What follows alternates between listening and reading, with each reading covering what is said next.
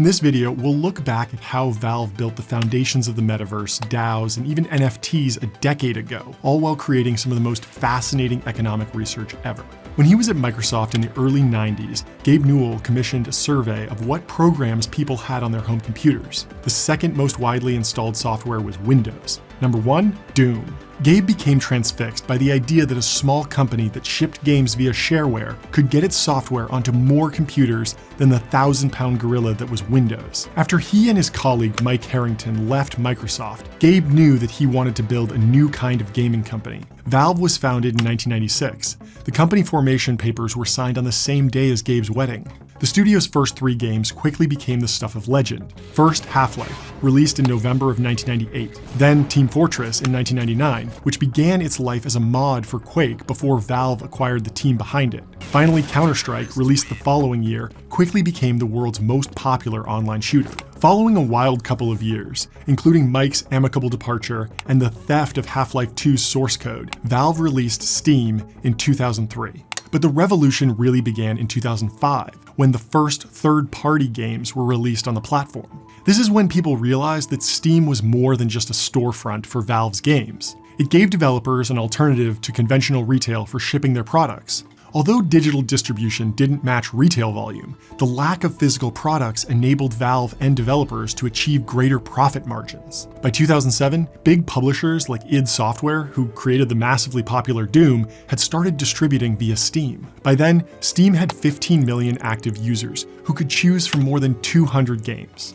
Many of these games had already developed vibrant communities. Remember that by 2007, the first generation of MMOs had really arrived. Around 10 million gamers were actively playing World of Warcraft, so this idea of playing with other people and interacting via in-game chat was already well established. But players weren't just planning raids and hanging out. In-game chat also enabled the exchange of items. If player A had a cool item which player B wanted, and vice versa, the two could coordinate to exchange them. In effect, they began bartering. Then, when the demand for an item, say a hat in Team Fortress 2, which were very popular, rose sufficiently, the players would step out of the game, meet up on eBay, trade the item for real dollars, and then come back to the game where the seller would give it to the buyer. Valve noticed this and decided that they wanted to facilitate these transactions while also taking some of the revenues. So in 2007, Valve launched the Steam Community Market. The Community Market didn't invent the concept of spending real money on virtual items, but it solved an important economic problem. Barter markets need to overcome what's called the double coincidence of wants. This means that it wasn't enough for people to want to just buy and sell. They had to agree to exchange exactly what one of them was offering for exactly what the other person had. By introducing real-world money to serve as a medium of exchange, Valve made it much easier to trade digital assets. Around this time, Steam was basically a monopoly. It didn't have any meaningful challengers in digital PC game distribution until 2007, when Microsoft released games for Windows. So it did more than any single platform to popularize the idea of exchanging virtual items for real money. Over the years, this has led to some pretty wild stories. You can still find old YouTube videos and questions on sites like Quora asking if it's possible to make a living trading on the Steam Community Market. In one answer, someone named Kevin Fry said that a buddy of his made enough money from the community market to buy a Ford F-350 truck, a beach house in North Carolina, and even pay for college. Steam users in places as far away as Kazakhstan were earning a living by providing services and creating items. It's no coincidence that Kazakhstan is now one of the world's leading Bitcoin mining locations. It also blurred the once solid boundaries between producers and consumers. According to Gabe, there were employees of other companies who were actively working at independent game studios that made more money producing Steam assets than the salaries they made doing their day jobs. Suddenly, anyone could be a creator. Counter-Strike Global Offensive even birthed an entire skin gambling industry where people would bet skins, which had real-world value, on third-party websites. A couple of years ago, Valve investigated and halted trading of some in-game items after discovering that nearly all of the trading was linked to money laundering networks. It didn't end there, though. In May 2013, Valve launched Steam Trading Cards, digital collectibles which could be crafted into game badges and subsequently exchanged for items such as profile backgrounds and coupons for game discounts or DLC. After the project left beta, players needed to purchase the few final cards to complete their set for a supported game by buying them on the Steam Community Market. Demand for trading cards initially rose to the point where, according to Valve, it became significant enough that there was an economic opportunity worth taking advantage of. And that was when the fake developers arrived. According to a Valve blog post, these scammy developers would upload fake games to Steam and generate Steam keys. The keys were then distributed to bots running Steam accounts, which passively accumulated trading cards. The problem became bad enough that Steam created a confidence metric to test if games were actually being played by genuine users. Cards would only be allocated to players of that game if it reached the required confidence metric. Today, most of the Steam trading cards sell for $1 or $2. There are more valuable ones though, which usually require a significant achievement within a game. Trading and speculating on digital items didn't start with NFTs. It didn't even technically begin with Steam. But Steam did way more than any other platform to popularize the concept of creating and exchanging digital items for real cash. Don't be surprised if many of the people boosting NFTs today were buying trading cards or selling hats and skins on the Steam community market in the early 2010s. By late 2011, Steam had more than 40 million active users, which they had attracted through a growing library of games and a unique experience that no other company could match.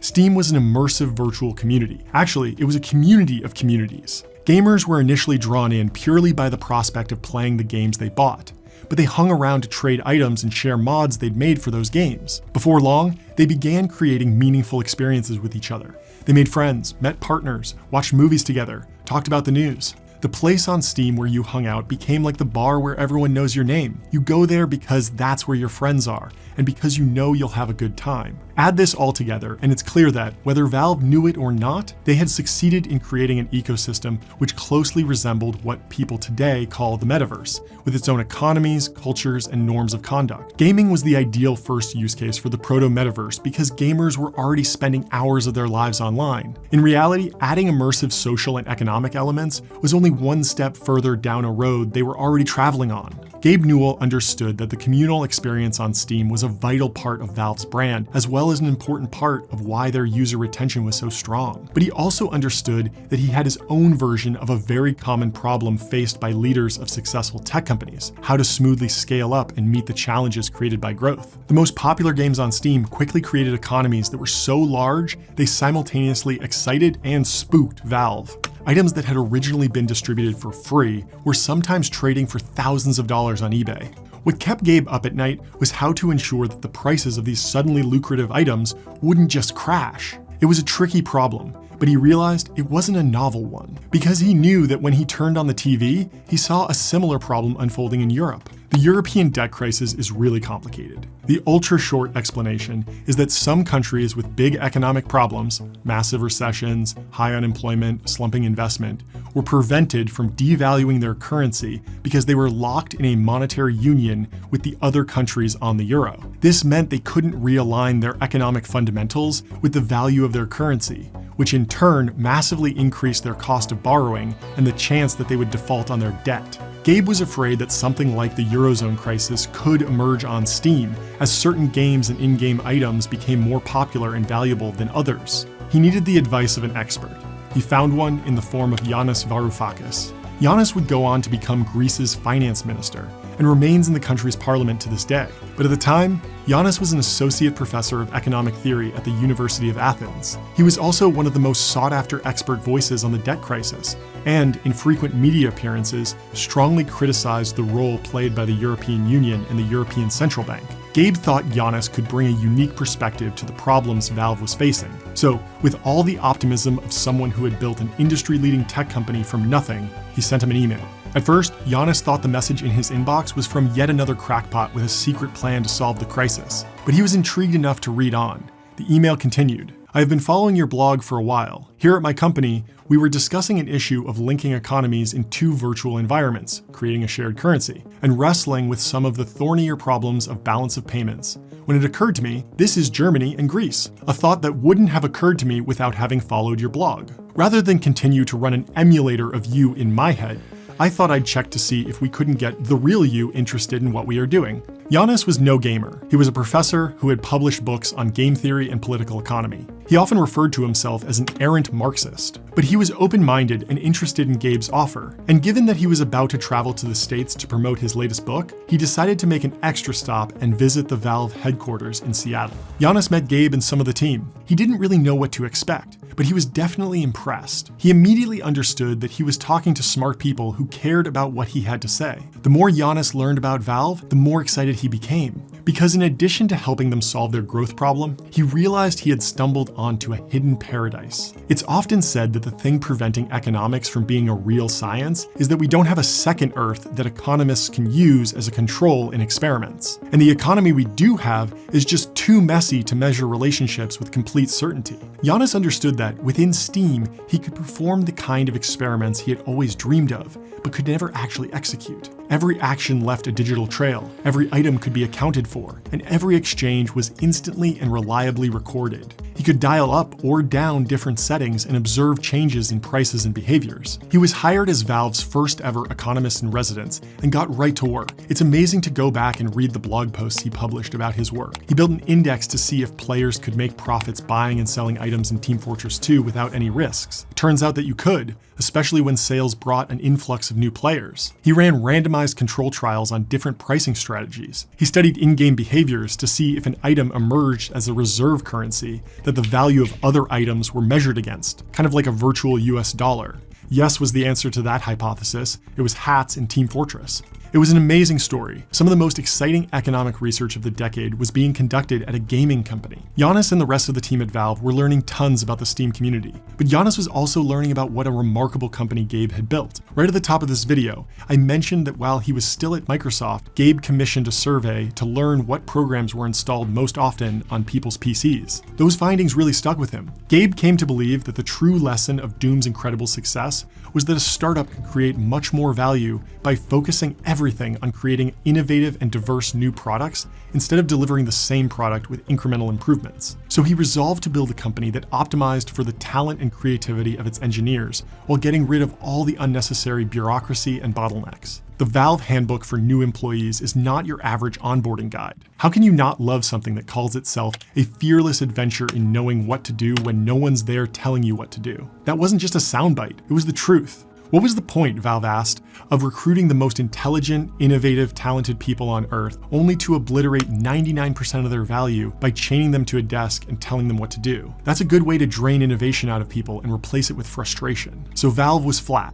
Truly flat. No one reported to anyone else. Gabe was the founder and president, but even he wasn't anyone's manager. Projects were greenlit by an employee proposing them and persuading colleagues of their value. If your colleagues liked your project, they joined it. Leads emerged informally, and once a project was done, you could just ship it without seeking permission. The handbook even made a big point of explaining that the reason all the desks had wheels was so that they could be moved around to create new configurations of workers and new opportunities for collaboration. Just as it had blurred the boundaries between consumers and producers, Valve was blurring the boundaries that had traditionally separated workers from managers. This was all pretty crazy, and there were several reasons why it could only really work at a company like Valve. First and most obvious was elite talent. Valve employees were trusted to ask the right questions and apply the right solutions. Another reason was Valve's reasonably small size. Today, Valve is thought to have around 1,000 employees. But a decade ago, it was much smaller, just over 300. That kept quality high and confusion low. Valve was also entirely self-funded. Without outside investors occupying board seats and influencing business strategy, Valve could become the kind of company its workers wanted. Giannis saw that Valve wasn't just internally democratic, it worked like a free market. He had long been curious about the fact that the vast majority of companies, which are these huge engines of capitalism, actually behaved much more like planned economies. Thanks to the insights of Ronald Coase, we know why this is the case. Traditional firms emerged as a way of reducing transaction costs, which would grow too high if people had to continually bargain and contract with each other. But Valve was different. Decisions weren't made from on high. People weren't listened to because they had a more impressive title. They were listened to because others could see that their ideas were going to generate value for the company. The only boss who really mattered was the customer. This was audacious, and because Valve was so committed to its principles, it was successful. So, to recap, Valve was radically decentralized, it was highly autonomous, and by adhering to a totally flat organizational structure and encouraging Steam users to create and share in-game assets, it almost totally erased traditional hierarchies. You see where I'm going with this, don't you? It may have existed half in the real world and half in the virtual world, but when you put Valve and Steam together, you get a three-letter word: DAO. It's incredible to look back and realize how many of the foundations of Web3 were actually built by Valve a decade ago. The main concept underpinning the metaverse, people creating meaningful experiences in virtual communities, was established in large part by Steam. Virtual items and trading cards helped establish norms of digital ownership and user-generated revenue that echo NFTs. Valve and Steam together functioned like the first DAO, where workers could spontaneously come together to do a sprint for an individual project and then part ways. Beyond these individual elements, the spirit of Web3, immersive, decentralized virtual environments that allow horizontal collaboration and value creation, owes so much to Valve, the products they built, and the communities they nurtured. Neither Valve nor Steam were doing anything as advanced from an engineering perspective as the people making top-notch DeFi protocols today. But Valve, its workers, and its users built a new type of internet. Together, they built the foundations for Web3. Even though Valve familiarized millions of people with the core concepts that underpin Web3, there are still tons of skeptics out there. The biggest Web3 skeptic of all is none other than Elon Musk. So to find out why Elon hates Web3 so much, you have to watch this video next. Thanks a lot.